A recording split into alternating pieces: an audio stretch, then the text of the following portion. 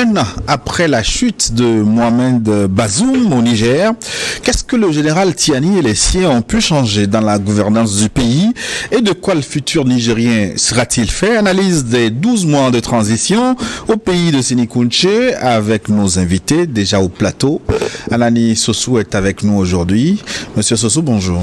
Bonjour Gilles, bonjour à tous nos amis qui nous regardent un peu partout dans le monde. Anani Sossou, le prince d'Anfouin au sud de Togo, consultant en communication politique. Il sera en compagnie de celui qui ne change pas, son excellence Soggoyou Kegeoui. Bonjour Maja. Oui, bonjour Gilles. Je n'ai pas la chance d'être un prince au nord Togo, mais bon. Conseiller du prince, c'est déjà bon. Conseiller du prince d'Anfouin.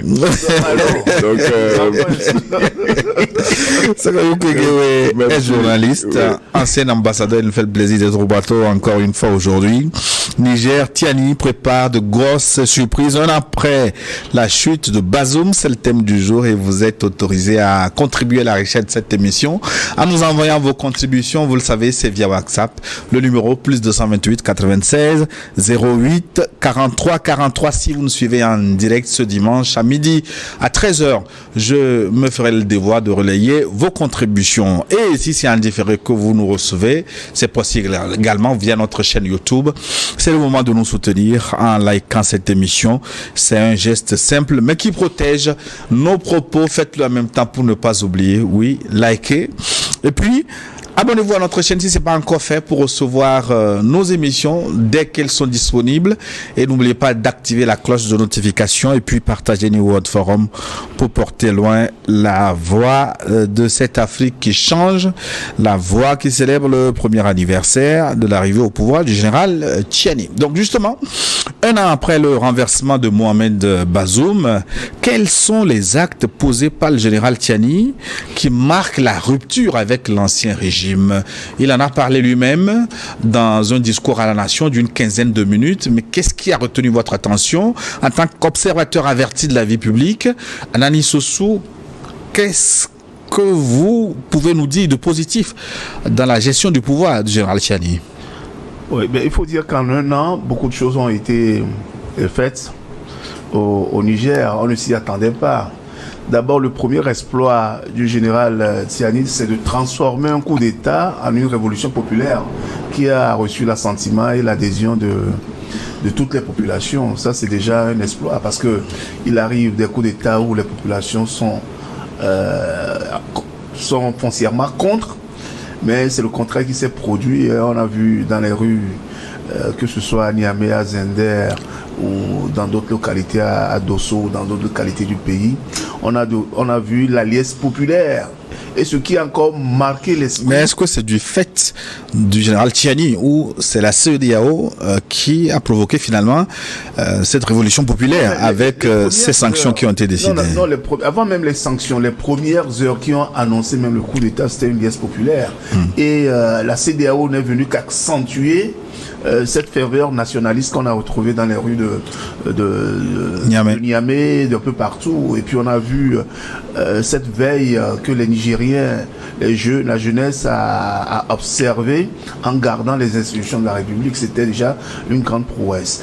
L'autre point fort de l'arrivée au pouvoir du général Tiani, c'est le fait d'avoir rompu les accords de défense et de coopération avec la France. C'est un fait marquant. Et dans cette lignée, on a vu que l'ambassadeur français a été déclaré persona non grata. Sylvain Ité, si on se rappelle bien, a été déclaré persona non grata et obligé de quitter le pays. Dans la même optique, sur le plan du développement, on a observé qui avait la nationalisation de certains acquis qui étaient au maître des multinationales, notamment des industries extractives minières qui ont été nationalisées, et également la compagnie des eaux qui était sous contrôle de Vinci, qui a été purement et simplement nationalisée. Et également la relecture des accords entre la France et le Niger en matière d'imposition des douanes.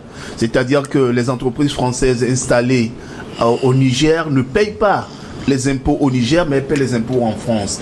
Et le général Tiani a remis également en cause cet accord-là. Sur le plan purement politique au niveau du Sahel, le 6 juillet a marqué l'arrivée de la Confédération des États du Sahel, notamment l'AES, qui est devenue une confédération où les moyens ont été mis ensemble, la mutualisation des moyens ont été constatés pour pouvoir lutter contre l'insécurité et également amorcer des plans de développement. Et en matière de sécurité, comme lui-même il a eu à le dire,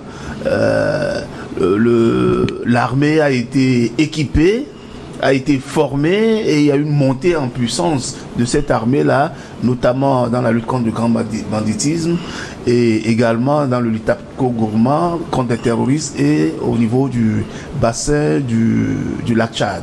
Donc on va aller dans le détail après, mais ce sont les grands faits qui marquent quand même l'an 1 de l'arrivée du général au pouvoir. On peut ajouter aussi le retrait de la CEDEAO, même s'il faut le mettre à l'actif de l'Alliance des États du Sahel.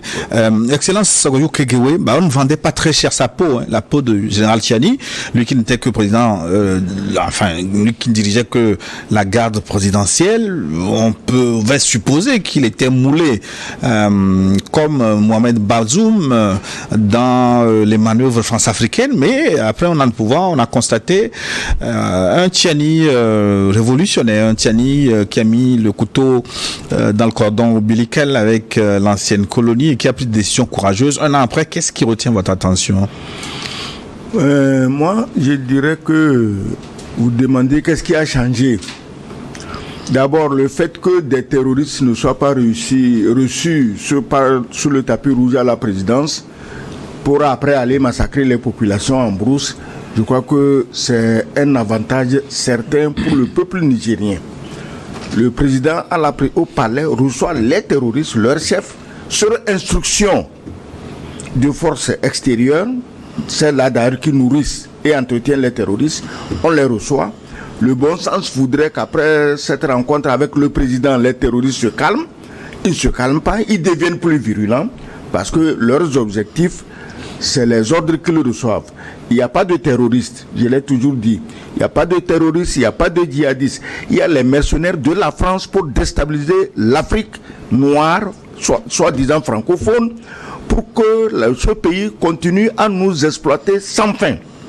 Donc si Tiani arrive justement à mettre fin à cette exploitation sans fin et hontée, mais c'est une bonne chose. Donc ils sont arrivés, on ne donnait pas cher de sa peau comme tu le dis, mais heureusement il a été aidé par la CEDEAO où siègent des gens qui apparemment ne réfléchissent pas.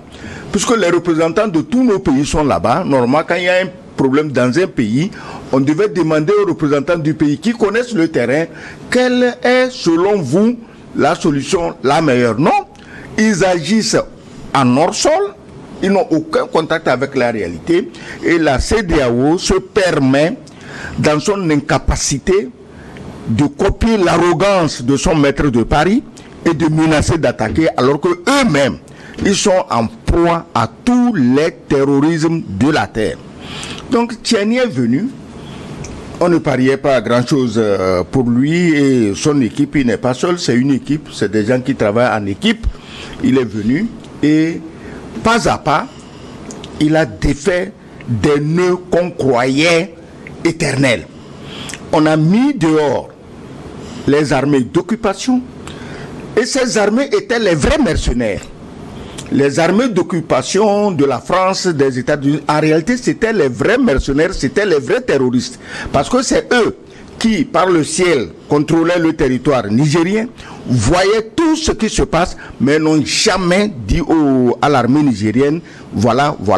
Donc, on sait qu'ils sont là pour soutenir les soi-disant terroristes dont Bazoum faisait les éloges matin, midi, soir, chaque fois qu'il a bu un verre de Ataya. Bon, c'est un musulman, il ne boit pas l'alcool, mais chaque fois qu'il boit Ataya, les mercenaires, vous savez, vous savez, ils sont plus forts que nos armées, ils sont mieux équipés que nos armées. Bon, la chanson, on la connaît. Donc, moi, je crois qu'ils sont venus ils ont mis le doigt dans l'engrenage sans craindre de se faire broyer. Et à chaque fois, mais on veut les broyer. À chaque fois, on veut les broyer, on menace, on va aller attaquer. Talon qui se tape la poitrine comme King Kong, on va aller attaquer. On a épuisé toutes les voies de négociation, il reste que l'attaque. Il a quelle armée? On ne sait pas. Ou bien il comptait sur les légions célestes pour venir se battre, on ne sait pas. Et après quoi? De simples accords qui avaient été signés, indépendamment de tout ce qui se passe, on les viole allègrement, on ferme les frontières pour que les populations nigériennes... Est-ce que Tiani et son équipe, ils sont à peine 15, 20 ou 30 personnes, mais pour eux, la CEDEAO, avec en tête Talon, veut tuer 26 millions de Nigériens, mais les autres là n'avaient pas d'autre choix. N'avaient d'autre choix que de persévérer, parce que c'est la lutte, et à la guerre comme à la guerre, s'il faut mourir, ils vont se battre et ils vont mourir. Et ils ont commencé à défaire les nœuds, comme je l'ai dit. L'ambassadeur de France, au fait, on ne s'est pas levé pour le déclarer persona non grata. C'est que le type était là, et à l'image de l'impolitesse de son maître à Paris, on le convoque à des réunions, il ne va pas. Il se prenait pour le consul, le maître suprême du Niger. Ils sont habitués à ça, ces ambassadeurs arrogants, incultes et impolis, coloniaux. Et on l'invite à une réunion et il refuse d'aller. Donc c'est comme ça. Sinon les Nigériens n'étaient pas venus en tant que Tiani et ses équipes. Ils ne sont pas venus en tant qu'ennemis de la France. Pour eux, la France, c'est un autre pays, un pays comme un autre. On va continuer à travailler avec elle. Mais la France n'entend pas, parce que je vous ai toujours dit ici que vous ne pouvez être amis ou travailler avec la France que si vous acceptez baisser la culotte et vous faire marcher dessus par la France. Si vous n'acceptez pas le principe d'être esclave, vous ne pouvez pas travailler avec la France sur un pied d'égalité d'un pays à un autre. Ils n'acceptent pas ça. Donc Sylvain Ité, il s'est fait manipuler par Paris. À un moment donné, il a eu l'illumination, je crois. Arrivé à Paris, il semble qu'il a pondu un livre. Et résultat, on l'a empêché de publier le livre. Parce que ce qu'il disait justement devait nous amener la vérité sur ce qui s'est passé au Niger. Or, au Niger, personne n'a envie que des vérités sortent. Entre autres, il aurait dit que l'ancien président Issifou Mohamed était l'instigateur du coup d'État. Mais Issifou, Bazoum, tous ces gens-là. Mais c'est de Paris qui reçoivent leurs ordres. Issifou, c'est qui? Issifou est assis, son fils était ministre du pétrole, ça ne lui suffisait pas. Il veut en faire premier ministre, en pole position pour devenir président du Niger. Mais tant mieux, il faut suivre les choses en ordre. Si tu veux, bon, donc si maintenant tu fais pression sur Bazoum qui ne marche pas, qui n'obéit pas au doigt et à l'œil, et tu le fais renverser, c'est une autre histoire. Mais si Sylvain Ité savait que c'est Issifou, il n'avait pas déclaré une guerre aveugle à Tiani. Il devait modérer sa position et dire à son pays d'origine que, mais écoutez, les généraux là, en réalité, ils n'en sont pour rien. Le vrai fautif est dans l'ombre. Au lieu de quoi, on a diabolisé des gens dont le seul défaut est d'aimer leur pays et d'aimer leur peuple. Un an après donc le renversement de Bazoum, celui-ci n'a toujours pas démissionné. C'est une situation plutôt cocasse, non? Mais comment voulez-vous que Bazoum démissionne s'il croit toujours qu'il sera rétabli dans ses fonctions? Et extraordinairement, le général Tiani l'a dit dans son adresse à la nation. Oui, justement, moi je pensais que cet épisode était derrière. Que ceux qui pensaient que l'ancien système, l'ancien régime allait être reconduit et rétabli dans ses fonctions, ils vont déchanter.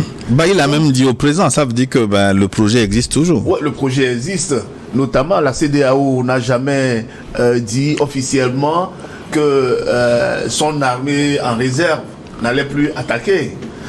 Et on a constaté quand même qu'il y a des pays de la sous-région qui sont foncièrement contre l'AES. l'Alliance des États du Sahel, et qui ambitionne toujours de mater militairement ces régimes-là, ces trois pays. Le capitaine Traoré l'a dit la dernière fois, de manière directe, qu'il y a des pays comme le Bénin ou la Côte d'Ivoire. Mais le président Talon a publiquement dit qu'il a mis la balle à terre, qu'il a reconnu ses erreurs et qu'il a mis la balle à terre. Il a mis la balle à terre. Mais si Ibrahim Traoré n'avait pas dénoncé, est-ce qu'il le ferait der chef? Il ne le ferait pas. C'est parce qu'on a dénoncé et qu'on a trouvé des preuves tangibles qu'il existe effectivement des bases militaires des puissances extérieures établies au Bénin pour déstabiliser à la fois le Burkina et le Niger, qu'il est obligé, au regard même de la situation économique de son pays. On a trouvé des preuves tangibles, de quoi parlez-vous? Oui, mais le capitaine Traoré a dit qu'il a des preuves tangibles. Oui, c'est lui qui l'a dit, moi je n'ai pas encore vu ces preuves. Il a des preuves tangibles. Si, d'aventure, le président béninois était persuadé en lui-même qu'il n'y avait aucune preuve, il ne ferait pas marche arrière pour s'asseoir avec la délégation nigérienne et négocier une réouverture des frontières. Il l'a fait. Et également sur le plan, non seulement sécurité, mais également sur le plan économique. Regardez ce qu'est devenu le port de Cotonou. Oui, on va revenir d'ailleurs sur...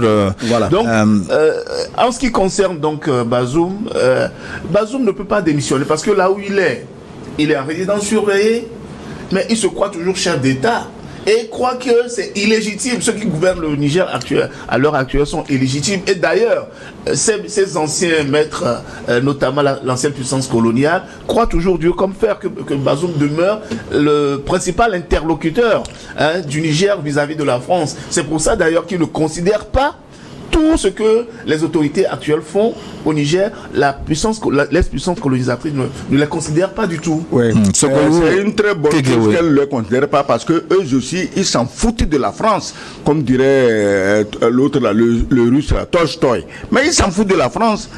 Le Niger s'en fout de la France. Mais la CEDEAO a quand même consommé à un moment donné la prise de pouvoir par le général Tiani. Pourquoi tu me parles d'un cadavre? La CEDEAO, c'est qui? C'est qui la CEDEAO? La CEDEAO, c'est la communauté économique des États de l'Afrique de l'Ouest. Mais elle a été mise devant le fait accompli. Elle a été mise devant le fait accompli. Ne me parle pas d'un cadavre. La CEDEAO, c'est qui? Tu as vu la dernière fois quand le député Sagna... Bon, j'ai dit la dernière fois que je ne dis pas que tout ce qu'il dit est vrai. Mais quand lui, il a dit ce qu'il a dit, il y a une pauvre analphabète ivoirienne, il semble qu'elle est députée. Mais comment analphabète? Qui sort, laisse tomber. Après, les autres l'ont dépouillé sur les réseaux. On a dit qui elle est en réalité. C'est pas moi qui le dis, je ne vais pas répéter ça ici. Ouais, donc, on lui a dit. Parce que les autres ont dit que c'est vrai. J'ai dit, ah ben attends, alors tu veux que qui va dire c'est vrai? Je ne vais quand même pas aller ressusciter Jésus-Christ pour qu'il parle, pour que je sache que c'est vrai. Donc c'est entre nous, c'est lui qui parle, c'est toi qui parles, c'est moi qui parle. Est-ce que tu comprends? Donc elle se lève pour enfoncer le dernier clou dans le cercueil de la CEDEAO. Ce que la dame là a dit montre que la CEDEAO des peuples, on s'en fout. Que ça ne sert à rien. Il faut oublier ça. Il faut les laisser entre eux là-bas. Et les bons rentiers vivre bien. On ne leur en veut pas. Donc, laisse la CEDEAO. Mais selon vous, pourquoi Bazoum tient toujours tête? Il tient tête justement, tu l'as dit, parce qu'il rêve encore à des libérateurs. Tu sais. Et tu m'excuses, on est dimanche. Hein. Tu sais, quand Jésus partait, il a dit, je reviendrai. Et tous ces apôtres se sont cachés chacun là où ils pouvaient. En attendant, ils ont dit à leurs amis, mais s'il revient, appelez-moi, je suis caché chez tel. Mais ça fait 2000 ans, il n'est pas revenu, ils sont tous morts. Bazoum croit que ces libérateurs viendront des pays de la CEDEAO en question, qui eux-mêmes ont des problèmes qui les dépassent. Aujourd'hui, que représente la Côte d'Ivoire? Un pays qui est endetté jusqu'à son slip, il peut faire quoi? Il a quelle force? Il reçoit les forces étrangères pour les positionner à la frontière des pays qui ne lui ont fait aucun tort, mais que lui il prend pour ses ennemis. Ça fait son affaire. Mais je vous ai dit, ils ne pourront rien. Les gens du Sahel, ils sont décidés à continuer, ils sont décidés à libérer leur pays. Vous ne pouvez pas libérer votre pays et vous ne voulez pas souffrir. Ils vont souffrir Les populations vont souffrir, mais il faut expliquer aux populations que c'est le prix à payer pour la liberté. Aucune liberté n'est gratuite. Je vous ai cité ici la dernière fois comment tous les peuples, à commencer par le peuple français, s'est battu pour se libérer des griffes de l'ancienne royauté, bourgeoisie, royauté, pas bourgeoisie, parce que c'est les bourgeois finalement qui ont fait la Révolution française. Donc les Mirabeau et les Ravaillac. Oui, donc il faut qu'on se dise que Bazoum rêve en son palais. Qu'il rêve? Moi je ne sais pas, il rêve à quoi? Que c'est les troupes de Talon qui vont aller prendre Niamey ou les troupes de choses de Ouattara. Ils vont aller où? Ils n'iront nulle part. Donc il faut laisser le rêver. D'ailleurs, il est question de le juger, non? Bon, on verra. Quand il sera au tribunal devant ses avocats et ses juges, on verra s'il va se comporter en président de quel machin. Écoutez, il est tout à fait bon. Moi, j'apprécie ce que les Tiani ont fait.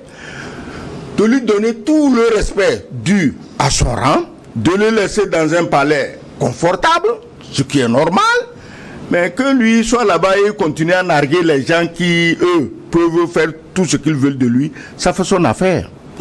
Alors, les points de rupture sont nombreux. Sur ce point, en réalité, il existe toujours, d'après plusieurs analystes et au regard même de l'analyse de la situation dans la sous-région, notamment les forces françaises, américaines et allemandes chassées du Niger qui ont retrouvé qui ambitionnent d'installer des bases militaires en Côte d'Ivoire, au nord de la Côte d'Ivoire, près des frontières avec le Burkina et le Niger. Donc il existe toujours dans les tiroirs un plan de déstabilisation de tous ces pays, je viens de le dire. Et le plan est dans le tiroir et vous avez connaissance. Et également, non, mais il suffit d'analyser tout ce qui se passe pour se rendre à l'évidence que ce plan existe. C'est pour cela d'ailleurs que le président Mohamed Bazoum est toujours confiant.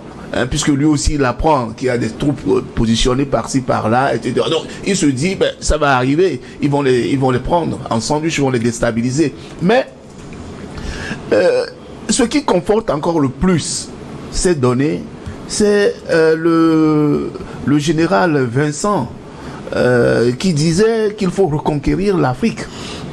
Le Cointre. Le Cointre qui disait qu'il faut reconquérir l'Afrique. Et déjà aussi le fait pour la France d'ériger une armée purement africaine. Pourquoi faire alors qu'elle a déjà des bases installées partout sur le continent? Pourquoi faire je crois savoir que c'est la restitution de ces bases qui donnerait la force africaine. Mais déjà on a des bases, pourquoi encore avoir une autre force? Il faut se poser cette question. Et aussi le fait pour les Français, pour les Français de se servir du port d'Abidjan, de l'aéroport d'Abidjan, comme des endroits pour mener des opérations sur le continent africain. Cela conforte Bazoum dans le fait qu'il y a des opérations qui vont se mener, et notamment au Niger, pour le ramener au pouvoir.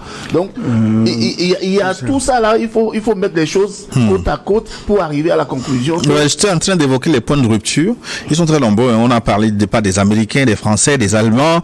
On peut citer donc le retrait de la CEDEAO, la rupture des contrats d'exploitation d'uranium, et la rupture des contrats douaniers également, l'intransigeance dans l'exploitation du pétrole, le blocus de la frontière avec le Niger, avec le Bénin, pardon.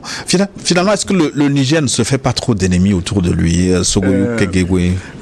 C'est pas le Niger qui se fait des ennemis, c'est des ennemis. C'est des gens qui se déclarent ennemis du Niger. C'est des gens qui disent on va aller attaquer le Niger. C'est des gens qui ferment les frontières pour que les Nigériens meurent de faim. C'est des gens qui refusent que le pétrole nigérien embarque. C'est pas le Niger qui décide de toutes ces idioties. C'est d'autres qui les décident. Le Niger ne fait que subir. Alors tu veux quoi? Parce qu'on a fermé les frontières, parce qu'on empêche le pétrole, parce que Tiani se rendra à Cotonou pour baisser la culotte devant Talon pour dire je suis venu te supplier. Non. Voilà le problème. Le Niger ne se crée pas des ennemis. C'est des ennemis qui se créent au Niger. Tu parles de l'uranium. À 4 000 francs le kilo à Niamey et 132 000 au Kazakhstan, c'est plus que du vol. J'ai dit ça ici déjà là. C'est plus que du vol, c'est de la crapulerie, c'est du banditisme. Bon, je connais pas les conditions, même la mafia calabraise n'aurait jamais imaginé de tels termes de l'échange. Vous savez, c'est difficile à cerner parce que moi je connais pas les conditions d'exploitation de ces mines. Peut-être qu'ils ont tenu compte De l'investissement de la France. Non, la seule chose dont ils ont tenu compte, c'est la couleur de la peau des Nigériens, point. C'est tout. Ça, je suis d'accord, ils ont tenu compte de ça. Je connais pas ce dossier dans les détails. Non, laisse tomber. Donc, c'est pas le Niger qui crée des problèmes. Depuis que nous parlons, cela fait plus d'1 an que nous parlons ici, qu'est-ce qu'on demande à la France? C'est juste de changer, disons, de logiciel, comme on le dit, de partir sur de nouvelles bases avec les pays du Sahel et avec les autres pays. Ils ne vont pas attendre qu'il y ait des coups d'État dans d'autres pays avant de changer de logiciel. Donc, il faut changer tout. Au lieu de créer des armées supplémentaires, mais il faut plutôt créer des diplomates sensés qui vont tenir un autre discours avec les Africains et que ceux-ci, soient convaincus et se disent la France, c'est notre ami. Les Français, c'est nos amis. Mais tous les jours, on en remet une louche supplémentaire d'inimitié, de mépris, d'arrogance. Et les Africains, c'est pas seulement les gens du Sahel. Vous connaissez dans nos pays francophones, là, un pays où s'il y a un sondage, plus de, disons, moins de 80% seront contre la France. C'est la politique française. On est contre la politique française. Je disais ici qu'en Afrique, on ne chasse pas l'Occident. On chasse les terroristes. Or, les terroristes sont solidement arrimés à ces Occidentaux. C'est ça le problème. Sinon, qui a quoi contre qui? Personne n'a rien contre la France. Aujourd'hui, quand un pays africain dit « je veux être souverain, je veux contrôler mes richesses », on dit qu'il est contre la France. Mais pourquoi? La France a sa souveraineté. De Gaulle a rejeté les bases américaines. Il n'était pas contre les Américains. Il leur a dit, c'est gentil, vous nous avez aidé à chasser les nazis, mais maintenant retournez chez vous avec vos bidasses. Alors, pourquoi les Noirs ne peuvent pas demander la même chose à la France et quand tu dis ça, on dit tu es contre la France? C'est quoi être contre la France aujourd'hui? C'est quoi la notion d'être contre la France là? C'est quoi? C'est de ne même pas dire que je veux être libre. La France qui est liberté, égalité, fraternité, ce pays est allergique quand c'est un noir qui dit qu'il veut être libre. Pourquoi? Liberté, égalité, fraternité. Ça marche bien. Mais entre eux, pas avec les noirs. Analyse Sossou. Oui, mais il faut préciser que le Niger n'en veut pas à aucun pays d'abord de la sous-région, ni africain, et encore des pays étrangers à l'international. Tout ce que le Niger veut, c'est la réappropriation de ses biens, de ses ressources minières. Et ce que le Niger veut, c'est un partenariat gagnant-gagnant. Voilà. Le général Tiani l'a dit la dernière fois que le Niger d'abord va respecter tous ses engagements internationaux. Tous les engagements signés par le Niger seront respectés. Deuxième évidence, c'est que il faut maintenant un partenariat gagnant-gagnant. Qu'aucun partenaire extérieur ne vienne imposer aux Nigériens ce qu'ils doivent faire. Et la diversification aussi de ces partenariats, c'est tout ce qu'ils veulent. Mais regardez, depuis presque 60 ans que l'uranium est exploité dans la région d'Arlit. Vous voyez, je n'ai jamais été à Arlit, mais quand je vois les images, quand je vois les reportages, même des médias français, dont France 2, quand vous voyez les reportages sur Arlit, ça vous donne la chair de poule et ça vous énerve. Arlit, c'est une région où on exploite l'uranium, qui est convoyé en France. Mais c'est une région dans laquelle il n'y a pas d'électricité. Alors que c'est l'uranium. Comment toi tu veux qu'on donne l'électricité au Sahel? Qui sert à éclairer les villes françaises, qui sert à tourner les industries françaises. Comment est-ce que vous pouvez comprendre ça? Je ne te comprends pas. Comment tu veux qu'on donne l'électricité au Sahel? Mais est-ce que vous avez... malheureusement, c'est commun pour toutes ces zones où on extrait les minerais du sous-sol. Est-ce que vous avez déjà vu les conditions médicales dans la région d'Arlit?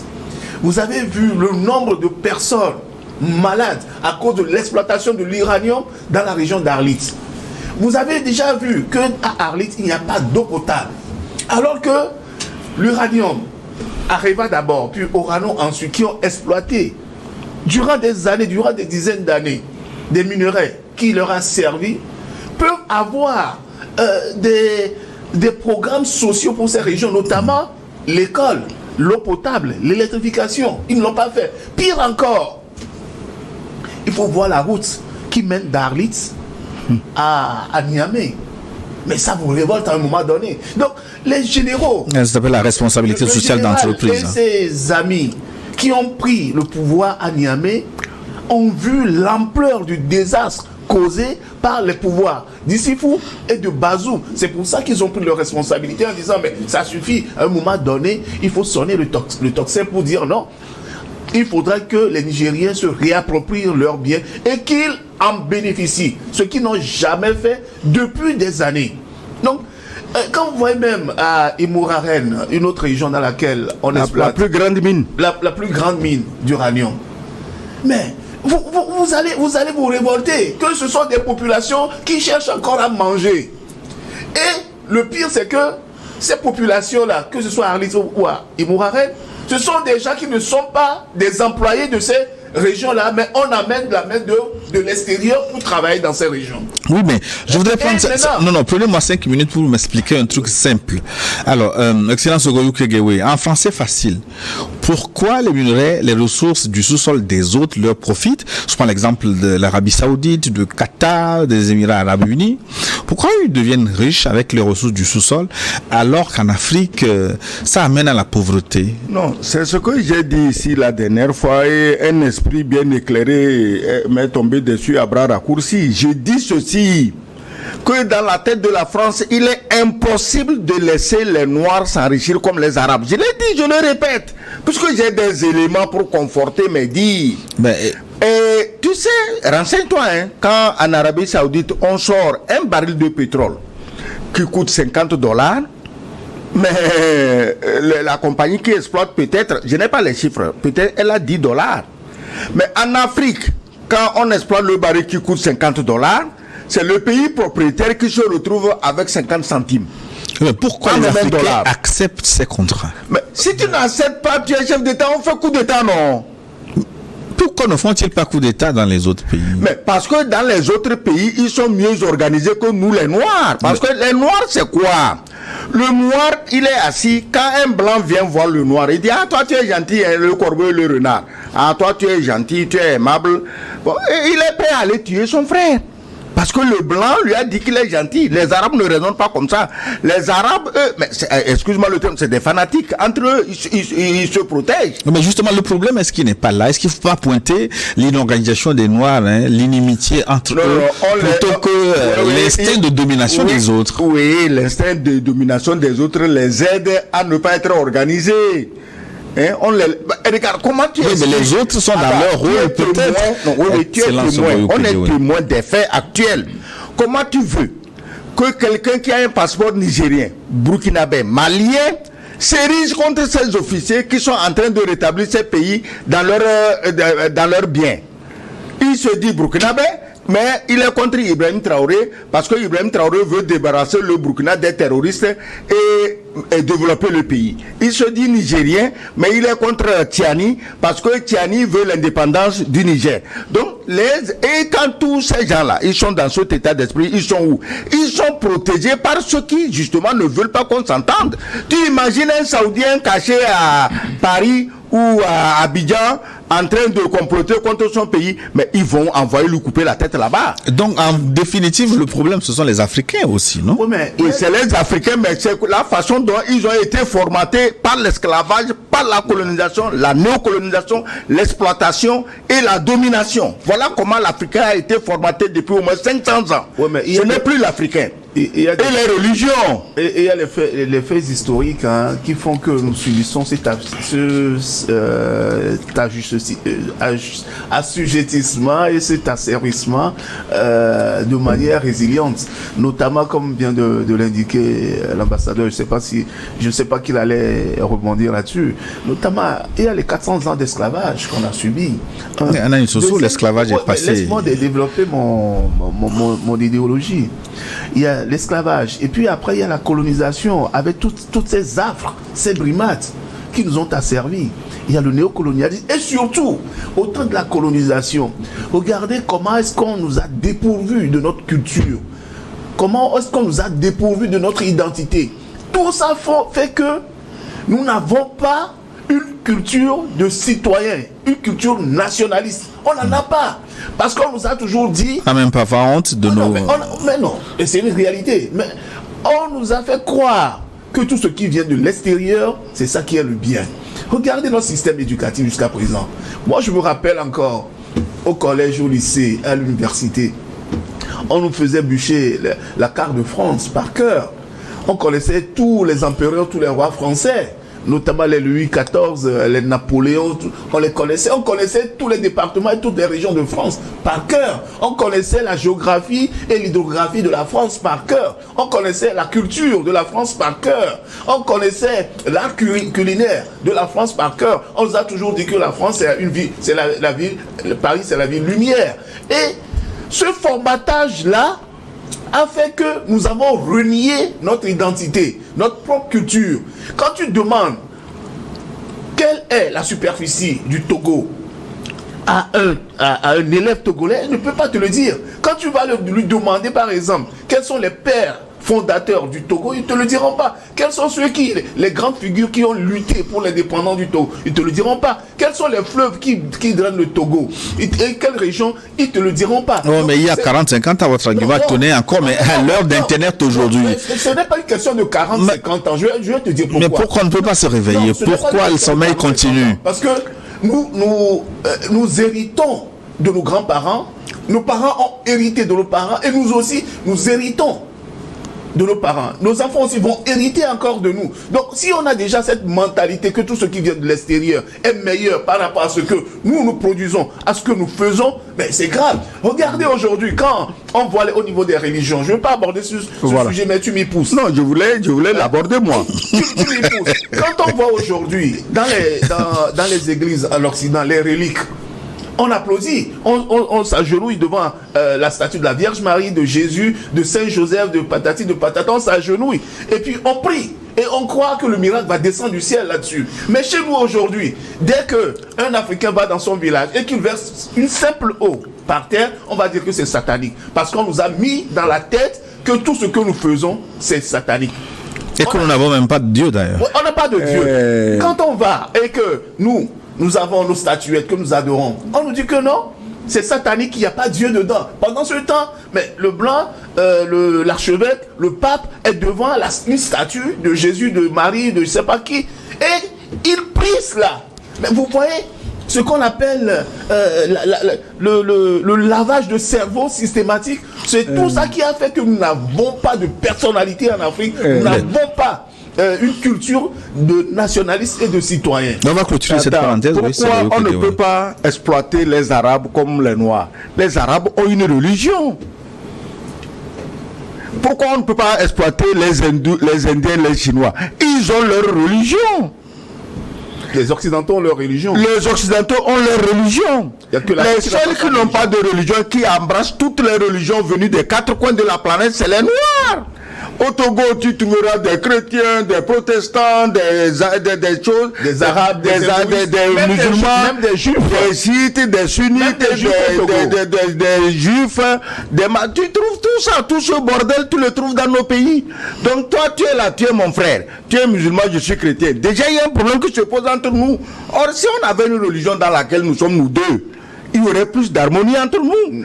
Donc, quand on parle, c'est pas pour dénoncer les religions, mais parce que moi je lis beaucoup de choses, les gens disent non, les religions n'en sont pour rien. Je dis mais et si elles n'en sont pour rien, qui en est pour quelque chose? Mais les Arabes ont leur religion, ils adorent les ancêtres.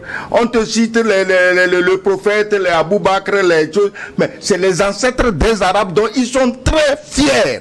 Les hindous, Krishna, mais c'est leurs ancêtres, ils en sont fiers.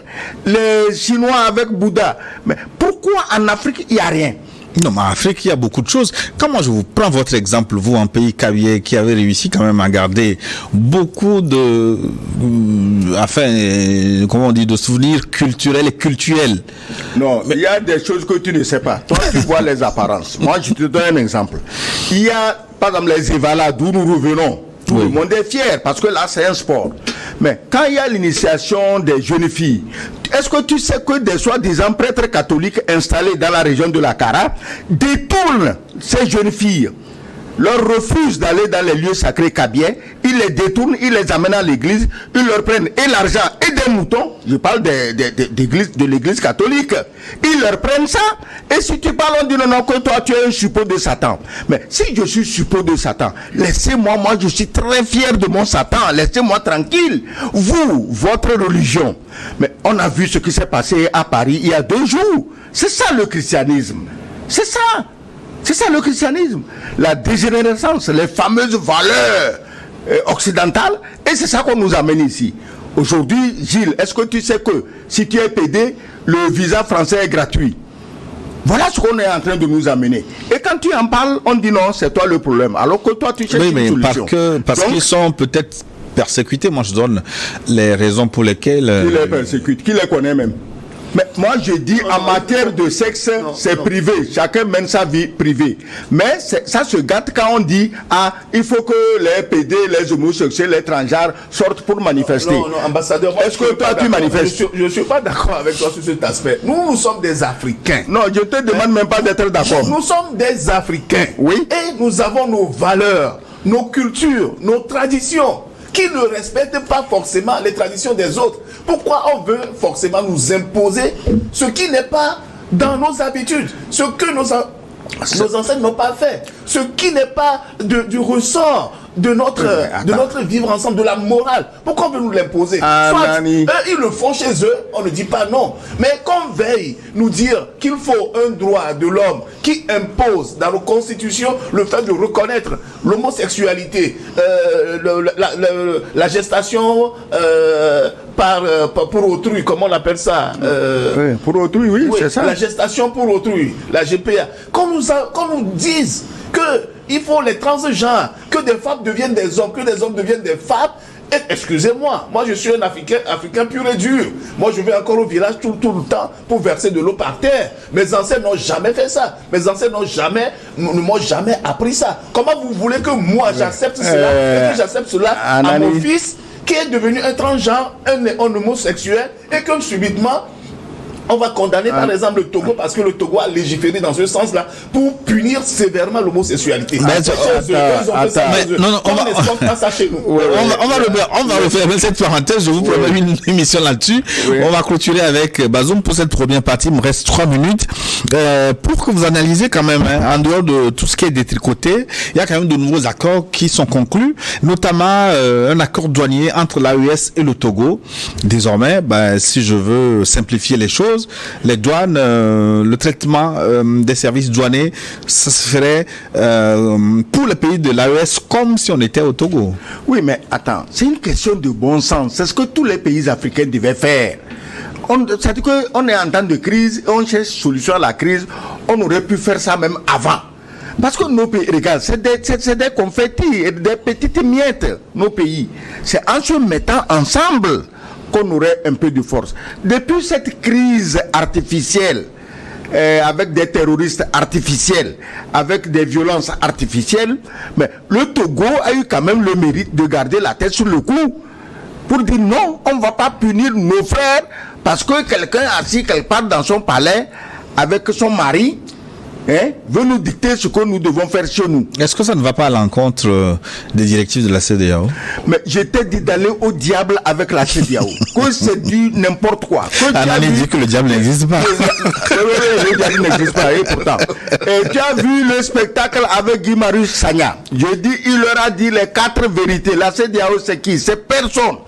Ils ont de l'argent qu'ils broutent comme la vache broute de l'herbe, mais ils ne savent même pas qui donne l'argent. Et alors, ils sont obligés de respecter, obéir au doigt et à l'œil ceux qui les financent. C'est ce que le pauvre député malien, sénégalais a dit. Et il y a une femme qui se croit éclairée, qui se lève pour vomir des insanités, qui malheureusement n'honore pas son président. Alassane Ouattara n'avait pas besoin d'une telle protectrice. Il s'en sort bien, Alassane Ouattara. Il n'a pas besoin de ça. Donc, la CEDEAO, je t'ai dit, la CEDEAO doit disparaître. Quand tu dis ça, on dit non, c'est toi qui es mauvais. Les gens disent on va réformer. Est-ce que tu peux faire chirurgie esthétique à un cadavre? Le cadavre est déjà mort. On te dit faire chirurgie esthétique. c'est quoi? C'est pour améliorer l'enterrement? Il faut ou bien comment on fait? Il faut peut-être recourir au médecin légiste. Sur l'accord de douane entre l'AES et le Togo. En une minute, s'il vous plaît. Oui.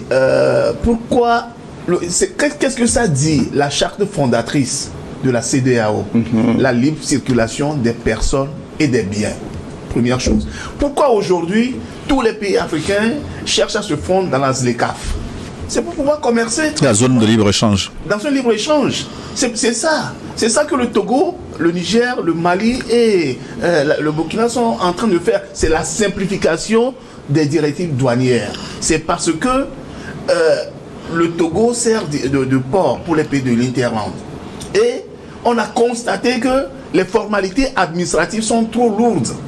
Et que de manière informatique, avec aujourd'hui la digitalisation, depuis le Niger, la personne peut contrôler sa marchandise qui vient au Togo, faire les formalités pour voir combien il va payer.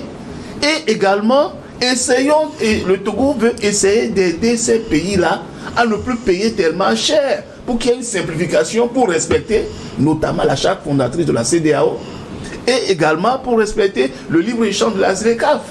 Mais ce que nous sommes en train de faire... Mais pendant que les autres veulent imposer un passeport, les autres... C'est le bon sens. Vous savez l'histoire du passeport. Ça, ce sont des histoires politiques de la CEDEAO. On va revenir là-dessus. Et je vous demanderai aussi ce que vous pensez du futur du Niger, comment on va dire ça? À quoi? Quels sont les chantiers prioritaires que vous souhaitez pour le général Tiani? Et l'AES, c'est le futur Qatar. Oui, je vous redonnerai la parole. Là, on fait une pause. Juste le futur Qatar. Une pause pour des impératifs commerciaux. À tout de suite.